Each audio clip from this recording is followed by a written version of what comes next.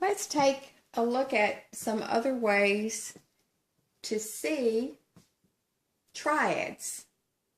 Well, as you can see, these examples look nothing like the triads that we've seen as a stacked position root or even some of the inversions.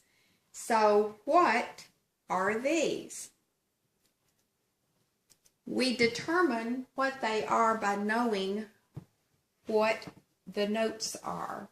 So what I see in the first example is letter A, E, and C sharp. I see that I'm in the key of A major. So when I have A, E, and C sharp, irregardless of where it's located on the staff, I have an A chord. So it is the 1. It is major. And because the lowest tone is A, it is still called the root position. These are just examples of what we call open harmony. And you will see notes spread out like this in a lot of music. So what you do, I suggest that you use a keyboard or at least a picture of one. See if I can draw one really fast.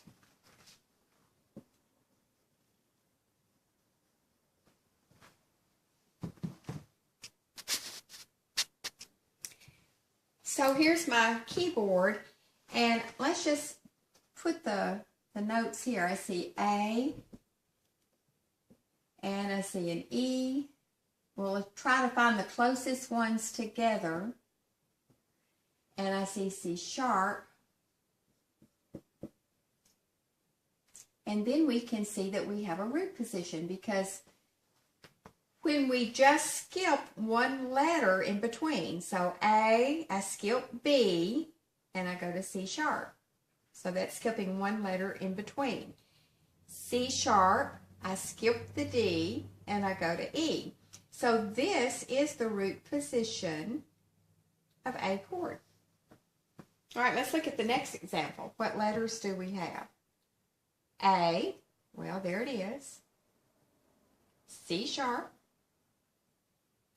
And remember these little ledger lines. The first ledger line is A, the second one is C, and the third one is E.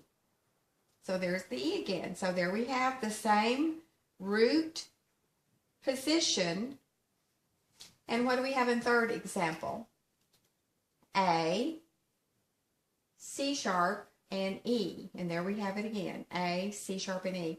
So when you have those three letters and you have them spread out in open harmony, it's much easier, I think, when you go to a keyboard and see where those notes are in the closest proximity possible, and then describe the name of your chord like that.